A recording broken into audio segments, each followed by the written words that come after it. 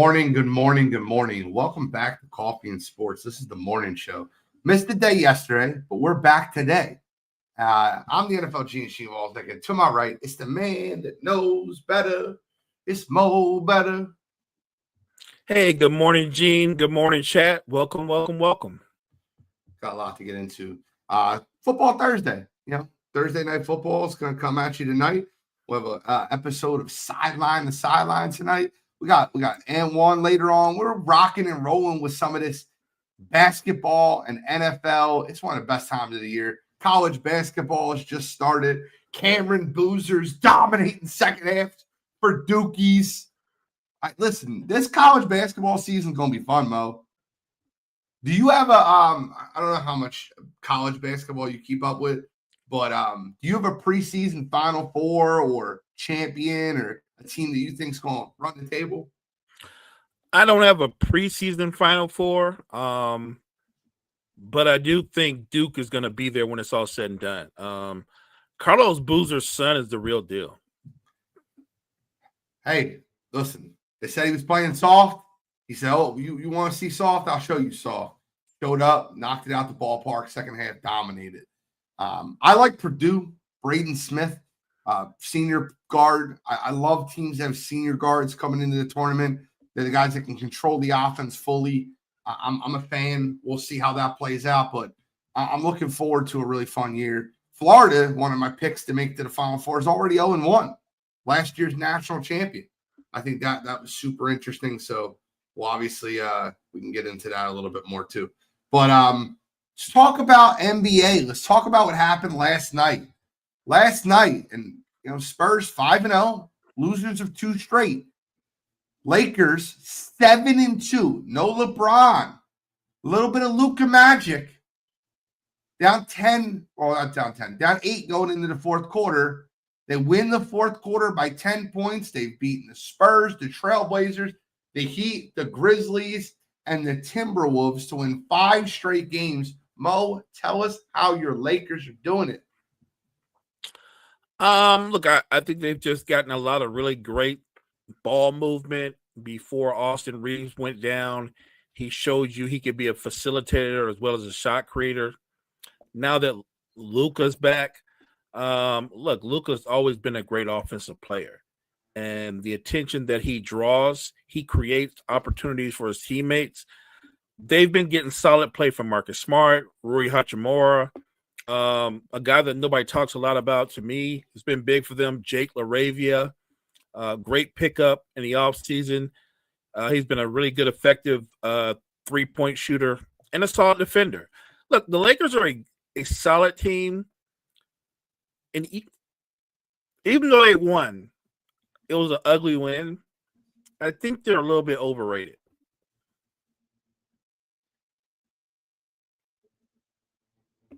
So you think the Lakers are overrated even though they won the game? Listen, I follow that. I don't. They're good. I'm not saying they're good or they're bad or what they are, but what I will say is that Lucas looked great. And agreed. And you still don't have LeBron James, who. Listen, I know Jory said we don't need flop. Get off my squad. I don't agree. I think LeBron James is going to bring a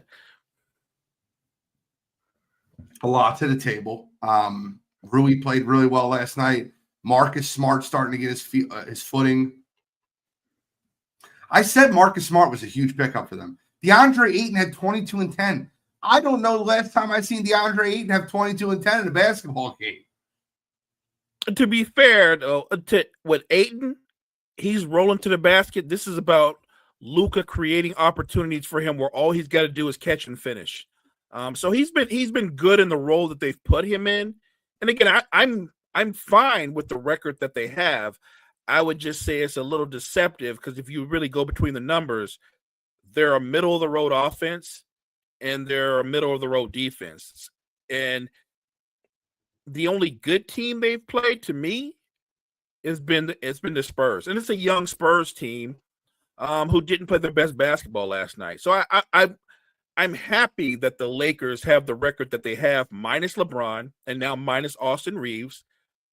But I think that we don't know what teams really are in the NBA, and we've always said this before, until you're at least 25, 30 games into the season, then we know who you are. The same way that we look at Chicago in the East, in the Chicago's, I believe they're either 5-1 or 6-1. If that holds up, then Chicago's going to be one of the top 3 seeds in the East. I don't know if that's sustainable. I think it's entertaining. It's certainly great for Bulls fans, but I don't think there's only a couple teams who have true identities. One is the defending champs, Oklahoma City. You know what they're going to be, even though they suffered a loss last night. Once they get J-Dub back in their hole, that's still the best team to me in the Western Conference. But a lot of these teams don't have identities. The Sixers, who are tremendous offensively, but they're not very good defensively. And because they don't play great defense, it's going to cost them games. They're really only dominant on one side of the floor. So again, and can they tighten that up? Absolutely, they can tighten that up. I just think a lot of these teams right now are trying to find their identities. The Lakers are weird because they've won without Luka. Then Reeves goes down. They've won without Reeves. We haven't had LeBron for the start of the season. I don't even know what their true identity is. What I do know is I could see a future where Luka Doncic and Austin Reeves could be the 1 and the 2. And I'm not writing off LeBron. I'm just saying they're both 26 years old. Austin Reeves has showed me that he's more than just a shooter. He's a facilitator. He's a shot creator. So he's actually better than I thought he was off the bounce. So great. Look, good win for the Lakers last night. I would call it a bad loss for the Spurs. But it's early in the season, and I'm excited about this NBA season. I love watching Wemby. I love watching the development of young players. So I'm entertained. I'm going to be entertained going forward for the rest of this year. I'm going to watch Mavericks games every chance I get because I want to watch Cooper Flag. I'm just excited about this NBA season. Yeah, so I know you said you don't know who a team is until 25 games into the season, but I look at the West, and I don't take this the wrong way, Mo. I almost think the top 9 of the 10 seeds are going to be the 9 of the 10 seeds in the playoffs. And I'll give you an example of what I mean. We think Oklahoma City is going to make the playoffs, right? Sure. Houston. Yes. Denver. Yes. San Antonio. Well, I had them making the playoffs. A lot of people didn't. I had them making the playoffs before Wemby doing what he's doing. But yeah. Golden State. Yeah, I honestly don't know. I don't know. Minnesota. They might make the playoffs, but they're not very good. But yeah, I'll go with that. Sure. So the only teams that are really standing out in the standings are the Portland Trailblazers, who are 5-3. And I look at Dallas, who's 2-6. I don't think they're a playoff team right now. I really don't. So the Suns being 3-5 is somewhat surprising, but the top teams in the West are all there. Oklahoma City, Houston, Denver, San Antonio. They're the top 4. The Lakers. Well, so what I'm saying is, yeah, we know that Denver and Oklahoma City are 2 of the top teams in the West. That's a given. But I don't know what the Lakers are. I'm talking about teams like the Lakers, the underbelly teams that. But what teams below them are going to pass them? Do you think the Clippers are going to finish better than them? I don't know. I don't think they will because I think the Clippers are too old. Correct. So I don't think they have a chance.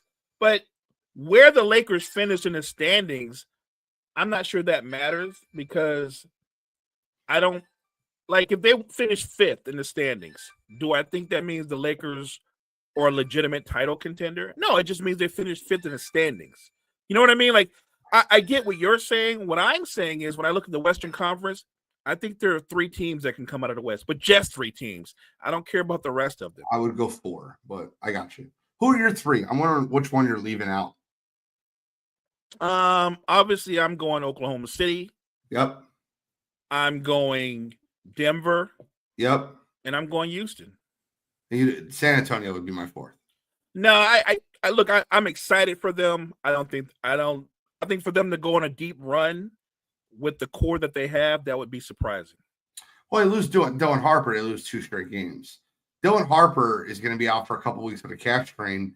De'Aaron Fox is out. Stephon Castle's playing great basketball. Victor Wembanyama. And I think that you can contribute the fact that they really don't have a true point guard facilitating, which is why Victor Wembanyama's numbers have went down a little bit the last few days. I think that San Antonio 100% can be there.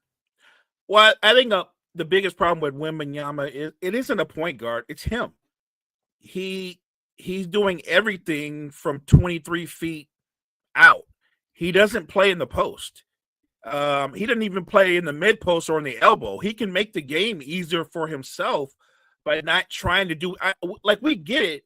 I know that you can handle the ball at 7'5", and that's impressive, but you don't have to make everything off the dribble to where you make it harder on yourself. I think he's got to learn how to be the finisher instead of trying to create everything. I didn't get a chance to go over this with you yesterday because we were both out, but I want to go over something with you. The 76ers blew a game versus the Chicago Bulls the other night. And I want to go over how they blew the game. And this is where I don't want to say I understand it, but it's frustrating. Does that make sense? Sure. So I think there was, let me get the exact here. I'm right here. At 6 minutes and 26 seconds left in the game, the 76ers were up 109-100. And that's important to hear because I want to give you like the reoccurring situation to happen. So 5:51, Tyrese Maxey misses a layup. Okay. Joel Embiid enters the game at 5:39 for Adem Bona. They run an offense. Joel Embiid misses a 9-foot jumper. Vucevic scores. Maxey gets fouled. He shoots 2 free throws. Vucevic scores. They run a set to Joel Embiid, misses another 9-foot jumper. Maxey misses a step back. They run another set to Joel Embiid. He turns the ball over. It gets stolen. Giddey scores. They run another set, and Joel Embiid shoots a 3-pointer. He misses. And then Josh Giddey scores. What I want to continue going through is now we're down in a minute into the game, and it's 111-108. And they're running sets, Joel Embiid, 111-110. They run a set to Joel Embiid, misses a jumper, still 111-110. Vucevic ends up hitting the 3 in the corner, and then the Sixers get a wide open look for Quentin Grimes, who misses a game winner. But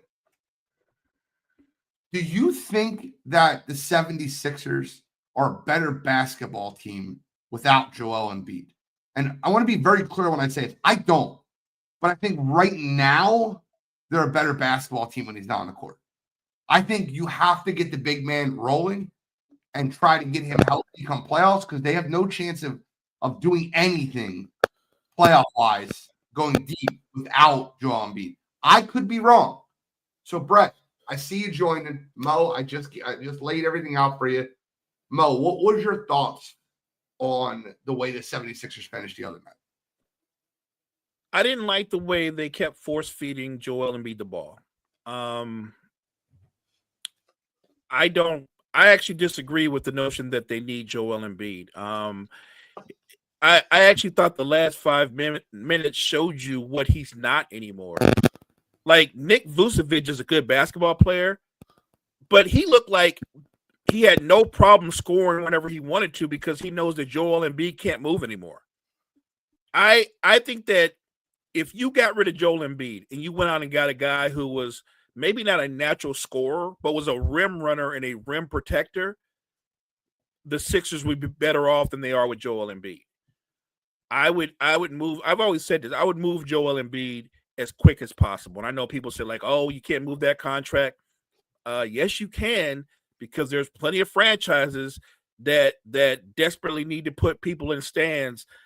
The Kings, the Hornets, we could keep going, Utah, wherever. But my point is, when you've got a core with Maxey, you've got Jim Kelly, you've got Edgecombe. There's talent. Jared McCain is coming back. Quentin Grimes has been terrific. They have no shortage of perimeter talent.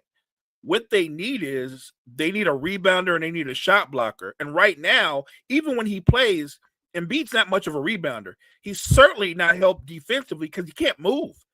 He's a detriment to your defense because he can't move anymore.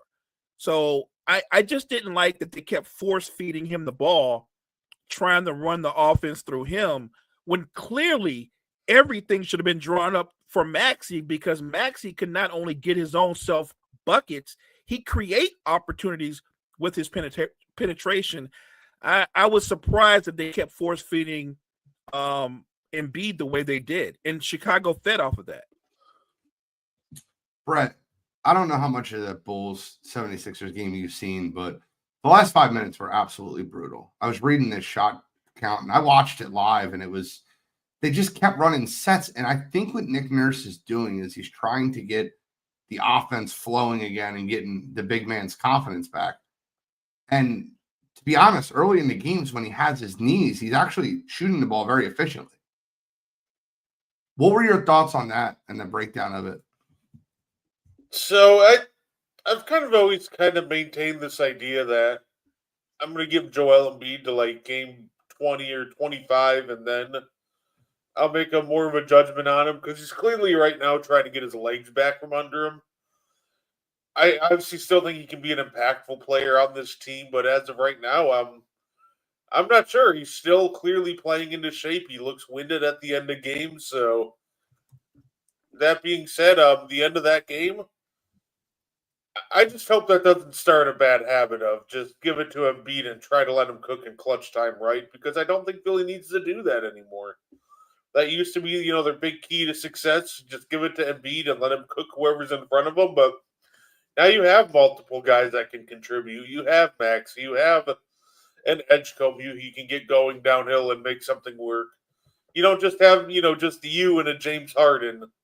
So I hope it doesn't start any bad trends in clutch time where they just try to run everything through one person when they don't need to.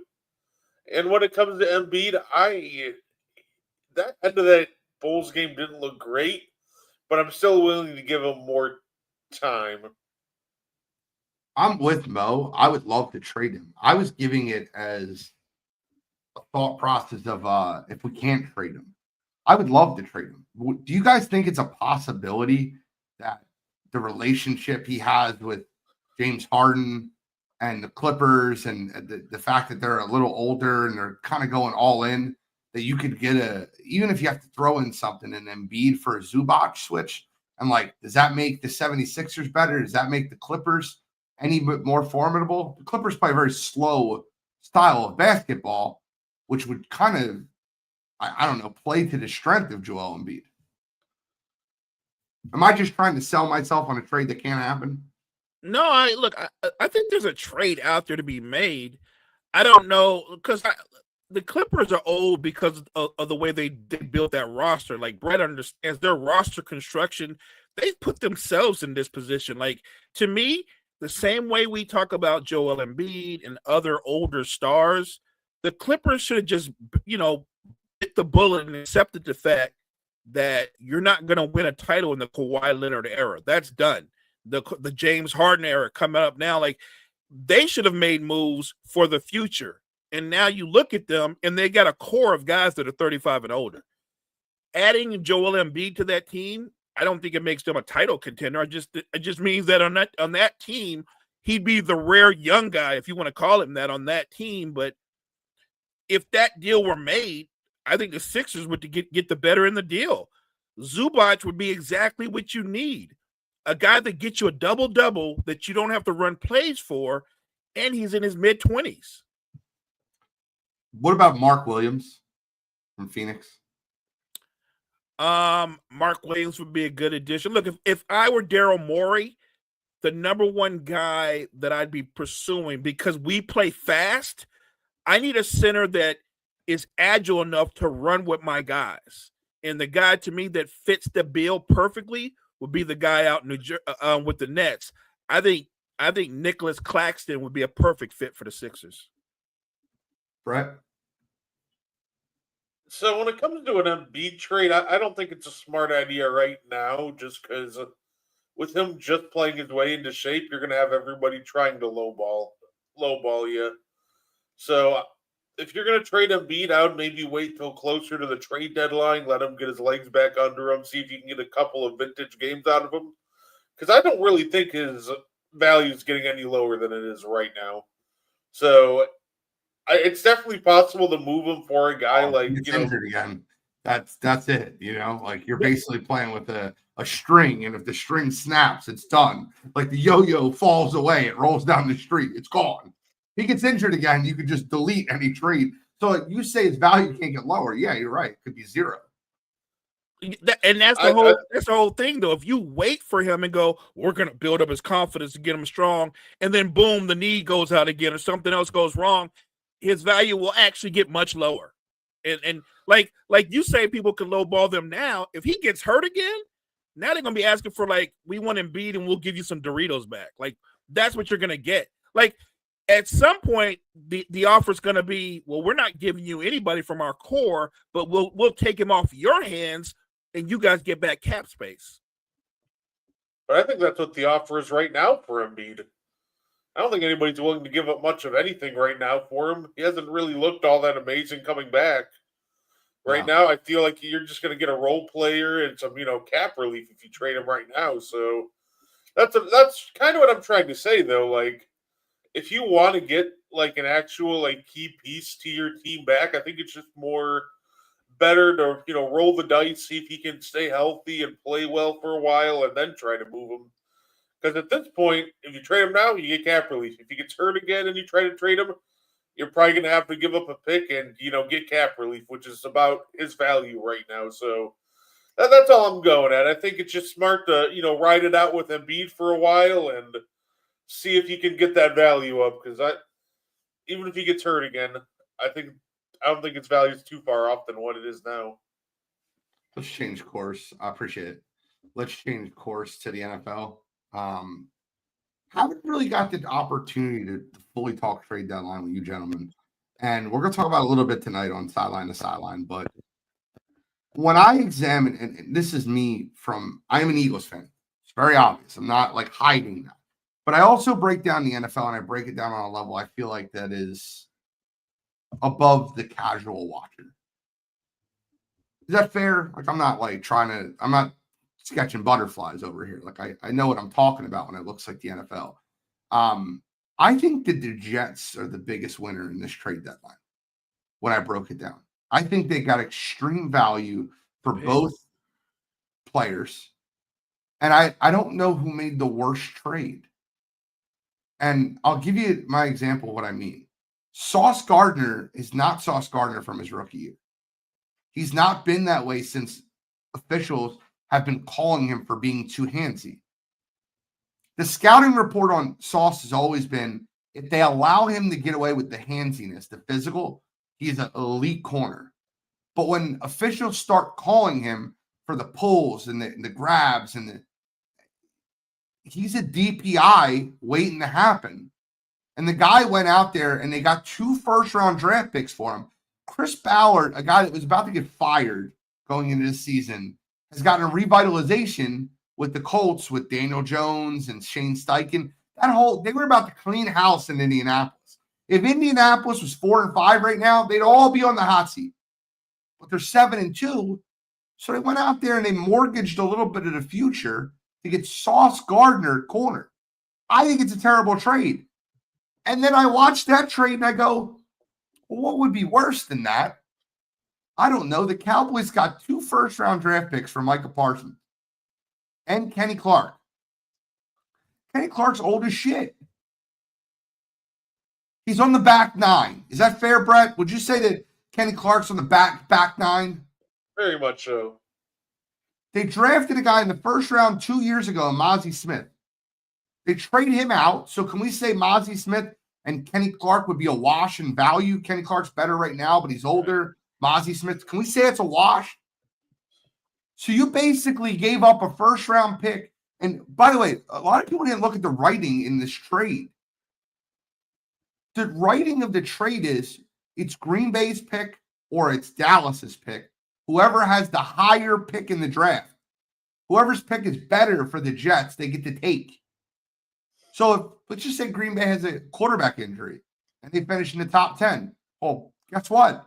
Jets get that pick. Let's say Dallas implodes like it looks like they will, and they finish in the top 10. Then the Jets get that pick. You gave up you got 2 first-round draft picks in capital for Micah Parsons, and you gave up a first and a second for Quentin Williams. Quentin Williams, who, by the way, Quentin Williams isn't 3 years ago, Quentin Williams. Quentin Williams 3 years ago was baby Aaron Donald. Quentin Williams now is a good run stuffer from the interior. When you watch Dallas' defense play, it's not the interior that's the problem. They have no edge presence at all. None. Then they trade for a backup linebacker on the only defense in the NFL that's ranked below them from the Cincinnati Bengals.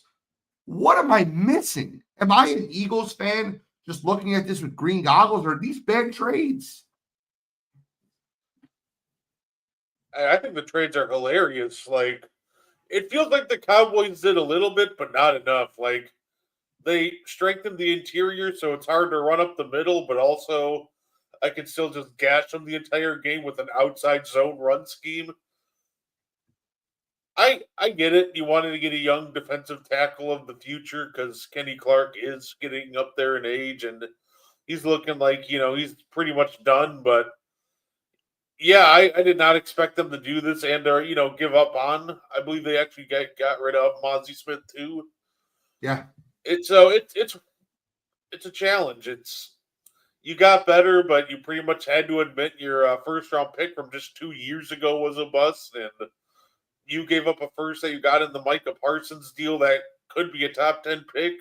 I think they overpaid for Quentin Williams for sure. Mo, your thoughts on this trade deadline with Dallas or the Jets getting 3 first-rounders and a second-rounder for Sauce Gardner and Quentin Williams? I think the Jets are the clear and far winners of this trade deadline. They just set themselves up for the future. And I don't understand. I feel like Jerry Jones felt pressure to make a move for the sake of making a move. I completely agree. And so he did it, but he knowing full well, is it going to turn their season around? No. I don't understand why you would do that. He fell to peer pressure. He fell to the fan base. He felt he had to do something. I still think that Jerry is going out of his way to justify the Micah Parsons trade. And he's never going to get that back. He's never going to get that back. Dallas is not a Super Bowl contender. And I don't think the moves they made make them a playoff contender. And I look at what Indianapolis did. I think here's the funny part. Gene's right. Sauce Gardner is not Sauce Gardner from his rookie year where he looked like he was going to be one of the elites of the elites. But if you've seen the Colts secondary, he's still an upgrade. He's still I don't know what his ceiling will be for him with the Colts, but he's actually still an upgrade for the Colts at the cornerback position. And maybe they'll take that because they can win the division outright and be a top seed in the AFC. I think that they feel like they have a legitimate chance to come out the AFC. I think they're really good. I don't feel that way. I don't think they're that good. I mean, Sauce on PFF is the 22nd ranked corner with a 71.3 defensive grade. Cornerbacks that are ahead of him are Charvarius Ward, Jamel Dean, Cooper DeJean, Devon Witherspoon, Trent McDuffie, Nick Emmanwore. Like, there's just a whole list of who's who. 2 first-round draft picks for that is just absurd to me. I get it. It's a lot. Do want to talk about the other moves in the trade deadline too. I felt like an underrated move at the trade deadline was Rashid Shaheed. And I'll tell you why. I understand what Seattle is doing here. Sam Darnold's got a big arm, and teams are starting to lock in on Jackson Smith and Jigba, and it's not working, obviously. JSN is catching tons of balls. He's got 900 and some yards already into the season. The guy might have 2,000 yards this year. But putting Rashid Shaheed makes your safeties have to respect the deep ball to open up the middle of the field. I think this is a very underrated move for Seattle. Seattle is a contender. They are a contender. I did not walk into this season thinking Sam Darnold and the Seattle Seahawks would be contenders. They are absolutely contenders. Agreed. Rashid Shaheed, I thought, was a very underrated move. Look, speed kills, and what he did, he takes the top off the defense. He's gonna make you react every time he goes out in a route. I'm not so sure that the Seahawks didn't bring in Rashid Shaheed just so he can run like 4 or 5 9 routes a game and clear out openings for Jigma Smith. Like I didn't think that Sam Darnold was going to be able to duplicate the performance that he had last season based on how he finished last season, and he's actually been better. And the talent around him, I'm talking about their defense. They have a solid run game, and then they've got a special talent on the outside in Jigba Smith. Now you add a Shaheed to that can take the top off the defense. The NFC West is strange to me. Like I think the Niners have that kind of any given Sunday shot to win it, but I think the two best teams in the division are still the Rams and the Seahawks, and I think the Seahawks are actually the best team in the division. Right. Definitely love the Shaheed trade. He was such a great talent being wasted on the Saints. So I'm glad to see him join an offense where now you can clear out the field even more for Jackson Smith and Jigma. Can have Cooper Kupp working some underneath concepts. This team is definitely a contender. I could see this team making a Super Bowl this year. I think it's all going to come back down to, obviously, we saw Sam Darnold just tail off and struggle right at the end of the year at the worst time. I think as long as that doesn't happen again, which he hasn't shown any signs of regression yet, yeah, this team could absolutely be playing in the Super Bowl come February. So I'm definitely looking forward to seeing how this team works with Shaheed. Dallas is pure entertainment, and for that, I will watch your product, Jerry. I can't watch them boys. Jerry might know what he's doing. Daniel Jones is known for struggling when you take away his running back. Happened in the playoffs. The Giants, you guys. Difference is that the Colts have an offensive line. The Giants didn't. So, and also the Colts have a much better offensive-minded coach. I think Shane Steichen is a much better play caller than Brian Dable. All he needed to do was get away from New York. Talking about Sam Darnold. I do want to mention 2 more trades, and then we'll move forward. But I love when GMs send messages to their team through the media. I think it's hilarious, if I'm being honest. According to CBS Sports Research, the Jaguars are tied in having the most drop passes through 8 games. What do you think ends that sentence? In the NFL this year? You think that would be like a good ending of the sentence? I feel like it's going to say like ever. 30 drop passes through 8 games is the most amount of drop passes through 8 games since 2000. Wow. I mean, they're dropping the football at a ridiculous rate. They have 30 drop passes in 8 games. Brian Thomas Jr., reception percentage. He was at 65% in 2024. He's at 50% now. 75 yards per game in 2024, 52 now. 6.5 yards after the catch, 3.7 now. I don't know if Trevor threw him too many hospital balls and he's just not confident in catching a ball and not getting killed, or if something happened. But Brian Thomas Jr. has been terrible.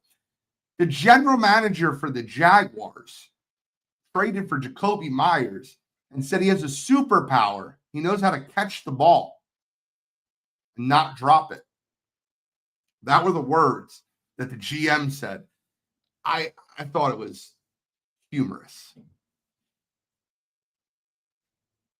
Yes, it's a good thing that they traded for Jacoby Myers. They need somebody that can, catch the football.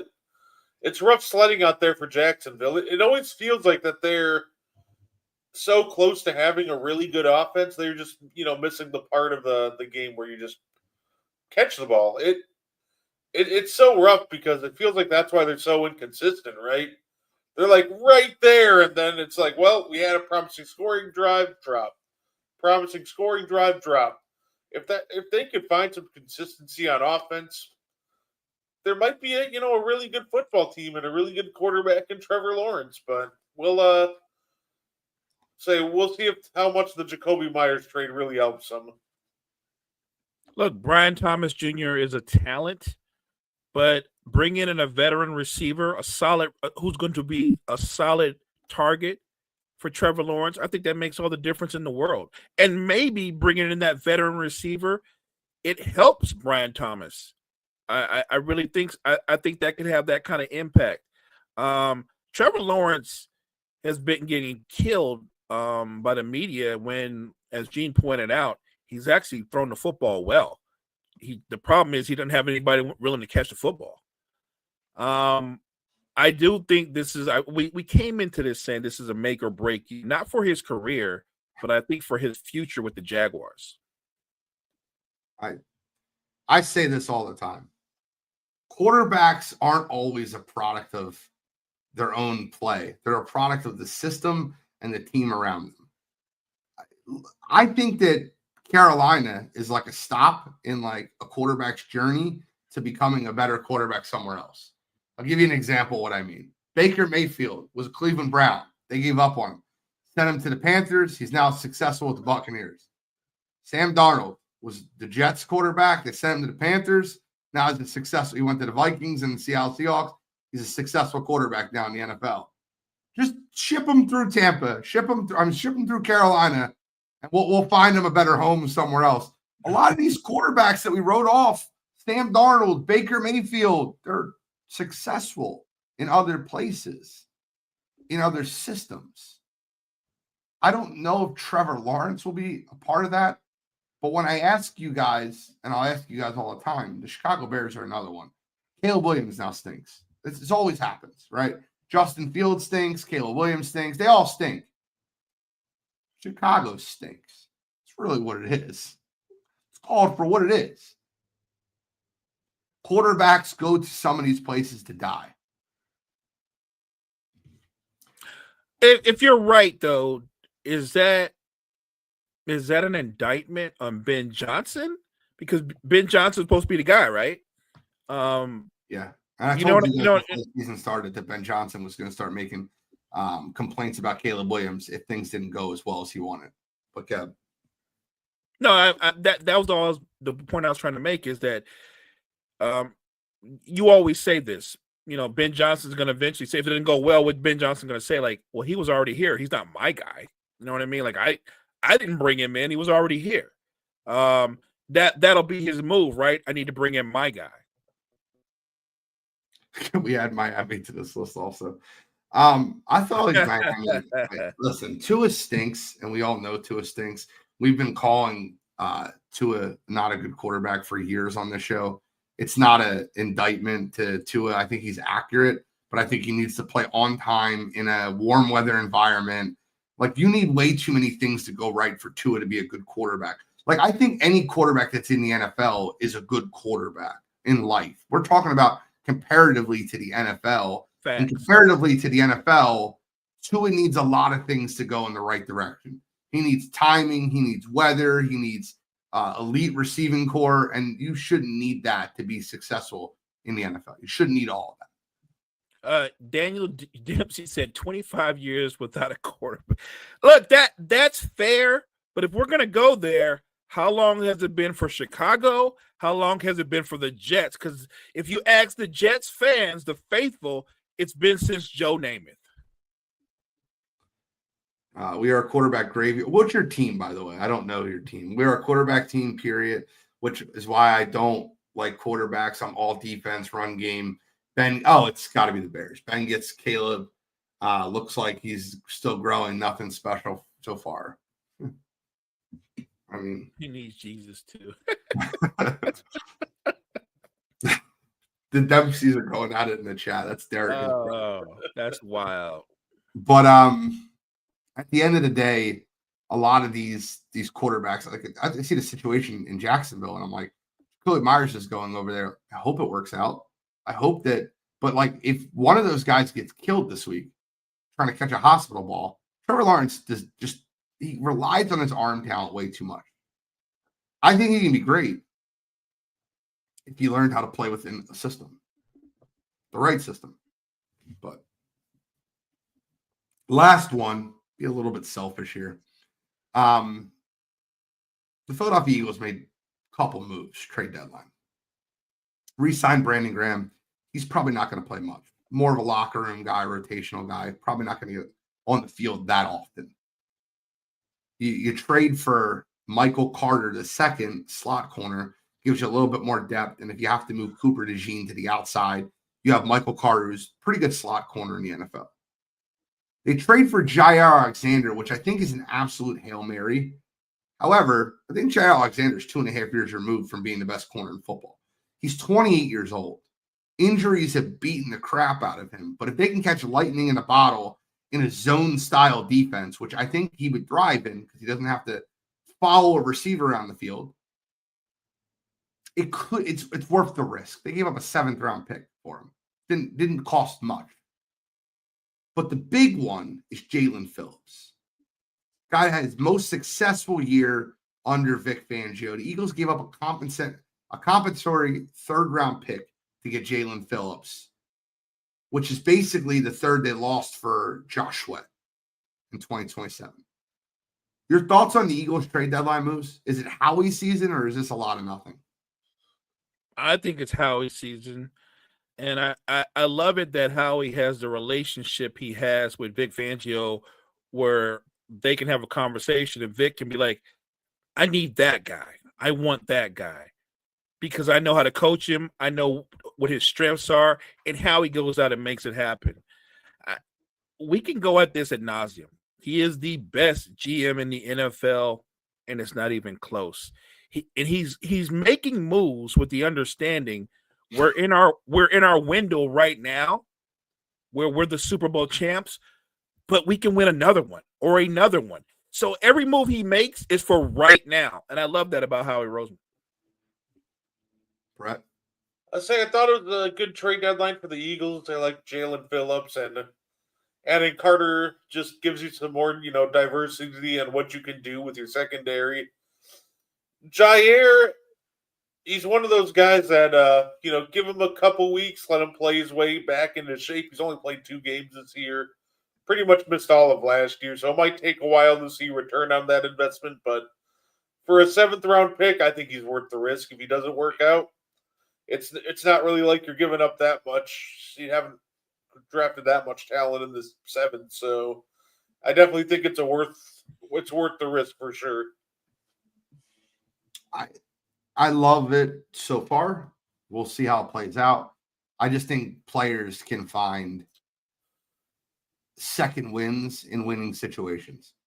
And I think Jair Alexander being around a lot of guys in that situation where you have Quinyon Mitchell, Cooper DeJean, young legs, athletic, you really only need him to take away a zone of the field. And the guy understands how to read an offense. He's been one of the best corners in football before. We're not asking him to follow around a top receiver. We're not asking him to do as much. The Eagles don't blitz as often as Baltimore does. So you're not leaving him out on an island. You're asking him to cover an area. And I think Jair can do that. Let's move forward. Couple fun things that happened in the NFL. I want to bring this one up because as much as I just gave the Jets credit earlier in the trade deadline talk, I'm going to take some of it away. Quincy Williams, who to me is a very good inside linebacker. He's been the brother of Quinnen Williams, was benched. Then he went and spoke to the media, which to me just signals that you just have no give a shit for your organization.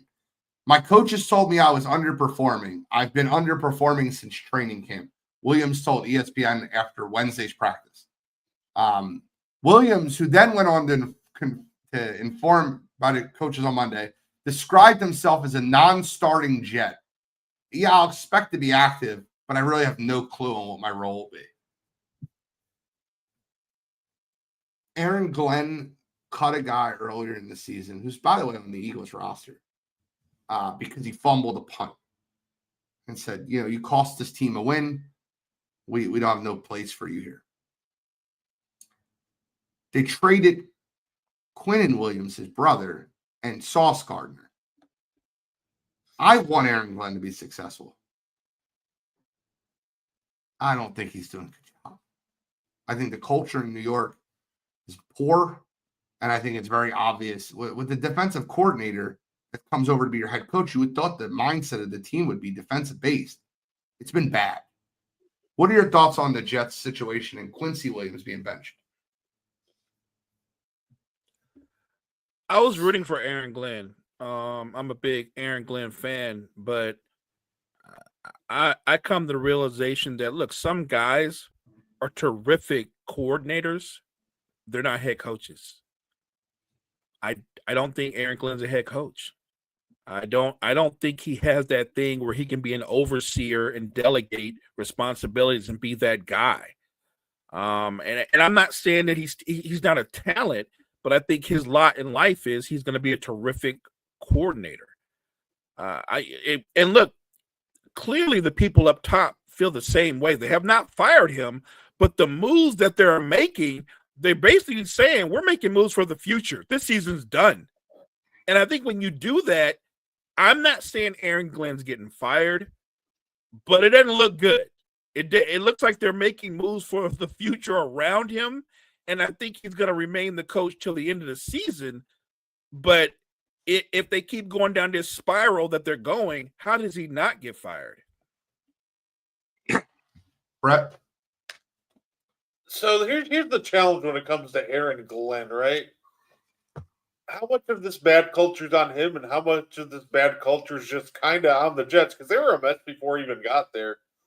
It's one of those things that it doesn't look great right now. I'm willing to, let it play out for another year to see if anything changes because this Jets organization has just always been a mess. So overall, I don't think it's going great either. But also, it's a rookie head coach going into an absolutely messy organization. So I'm willing to give it time, but I don't think it's looking great either. It's definitely not looking great. Yeah, all I'm saying is, right, so you can make the point that the culture wasn't great before he got there, but since he's got there, it's worse. Yeah. Like if you told me, well, I can see where they play harder or they do something differently, it's actually gotten worse. Like, what does he stand on for year one? He said, J-Man Event says they play hard. I'm not mad at Glenn. Oh, okay. Their scheme does not look good. I'll just be very clear when I say that. And then last NFL topic I had for the day before we give our prediction for Thursday Night Football. I thought this was a very intriguing story, and I don't think it's made enough of it. So the Arizona Cardinals win a game on Monday Night Football. Now, I want to lead you into the week, Friday, Saturday. Most people think Kyler Murray is starting the game on Monday night. Fantasy predictions had him starting. He's been practicing with the team. He didn't miss practices. He's out with a foot injury that he had, and they sit him out for the game versus Dallas. Jacoby Brissett looks pretty good. Marvin Harrison has his best game as a wide receiver. The next morning, the Cardinals officially named Jacoby Brissett their starting quarterback. They start getting a ton of backlash for the Kyler Murray era is over. I don't know if Kyler Murray's agent called, like, hey, what are you guys doing? Like, you're paying my guy $40 million a year. Like, and then they put Kyler on IR and say it's an injury related. I thought this was a mess. And I think if you're going to make this decision, you have to have the foresight to talk to Kyler Murray beforehand and say, hey, listen, if you want us to place you on IR so it doesn't destroy your value, we can trade you or we can see what we have in Jacoby Brissett, that's fine. But I don't believe this foot injury. Like if the Cardinals were 5-1 or 6-2 or whatever their record was, and they were playing well, and Brissett didn't play well, and you wanted to get Kyler, there's no way they would be putting him on IR right I think he's on IR to save value, to say that he's not benched, he's just hurt. I thought it was very interesting how that played out. Mo, what are your thoughts? I think you're spot on. I think Kyler Murray has played his last game for the Arizona Cardinals. Yeah. It's clear what they're doing is they're trying to preserve his value by coming up with in my mind, a fake injury. And look, Jacoby Brissett, to his credit, has always been a capable veteran quarterback. He's clearly been the better football player in terms of how the offense has looked when he's been out there. Guys are coming out of their breaks. I'm talking about receivers coming out of their breaks and the ball is there. Marvin Harrison Jr., who we thought, like, what's wrong with him? What's going on with him? Suddenly he looks like Marvin Harrison Jr. again because he's getting better quarterback play. There's a market out there for Kyler Murray because you know and I know there's at least 6 or 7 teams that are going to be quarterback shopping, looking for quarterbacks. We were just talking about one of them. I hate to say it, but the New York Jets, they might be in the line looking for Kyler Murray. They're going to be suitors for Kyler Murray's services, but clearly what Arizona did is a little bit shisty, but they did it to preserve his value. I love this. I think Jonathan Gannon is more trying to save his job. I agree. Jonathan Gannon's on the hottest of hot seats. Brett? Yeah, say it. That's what it feels like, because even you watch the videos of Kyler Murray, getting ready to, for the game, he's practicing Tuesday, Wednesday. He looked fine. He looked like he was, going through his normal workout routine without, pain. So it doesn't really feel like he's actually hurt. It really does just feel like they're just trying to almost save his value, or Jonathan Gannon's it just feels like there's an ulterior motive with this one. Because I feel like if we got a bad Jacoby Brissett game, then I don't think he's going on IR. So I don't know. This one feels fishy. It's crazy to me, but when you look at the breakdown of when you bench your franchise quarterback for a journeyman backup like Jacoby Brissett, you're sending the wrong message to the trade market. So I guess they realized that it was a stupid move and decided to put Kyler on IR. We got a football game tonight. I'm not saying we have a good football game tonight, but we have a football game tonight. The Las Vegas Raiders are going to travel into Mile High and take on the Denver Broncos. Broncos are 8.5-point favorites. The Raiders offense in that fourth quarter versus Jacksonville looked a lot better with Brock Bowers. I don't think PS2 is going to play tonight. I got to find out for you guys, but who do you guys like? Raiders at Broncos. I like the Broncos. What I can rely on with Denver is their defense. The offense is always a work in project to me right now. I think the Broncos win. I'll go 2013. Yeah, he's been rolled out with his pec. Yeah, I think it's a closer game than people think. Go ahead, Brett. Oh, no, I was just going to say I like the Broncos as well. I think it's going to be close, but I just don't trust Geno to, not make a back-breaking mistake in this one. I think it's going to be like a defensive struggle, maybe like a 17-14 game. I think it's going to be a good one.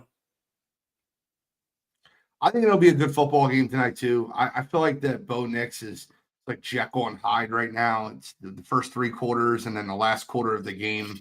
Like, seems to find ways to win football games at the end, but he's kind of putting them in that position by not playing great the first 3 quarters of the game. I guess we'll find out. Main event Jay Uso is hopping in the chat. I'm going to go Raiders upset them 23-20.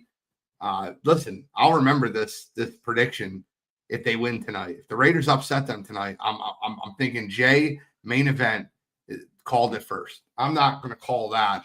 I think the Broncos find a way to win, but I think it's on a last-second field goal, a last-second drive by Bo Nix. Why wouldn't it be? Him and Baker Mayfield have had like the most fourth-quarter drives to win football games this year. And it's insane. 24-13 Broncos for Daniel Dempsey. This is going to be a Vegas game, no pun intended. Yeah. Could be. Brett, I didn't plan on doing this. I planned on asking Mo because I didn't plan on having you on the show this morning.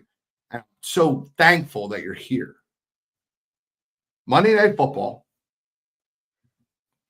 Eagles at Packers. Eagles coming off a bye. Notorious slow starters offensively off a bye.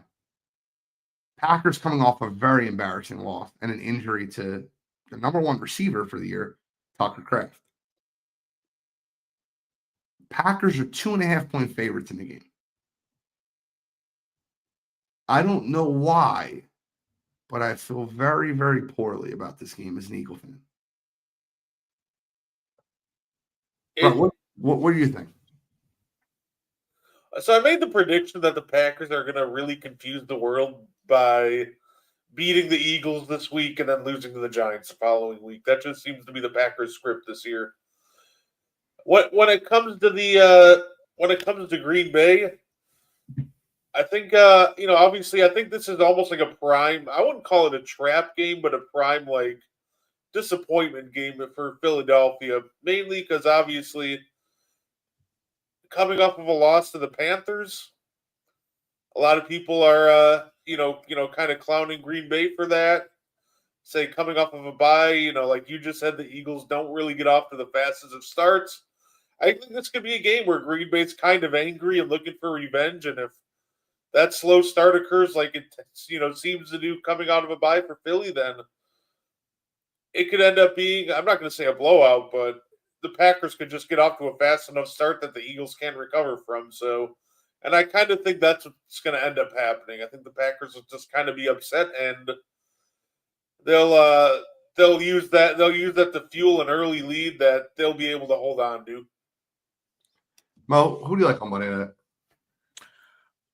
You know what? I'm going to go with the Eagles' run game. I think they rediscovered their run game.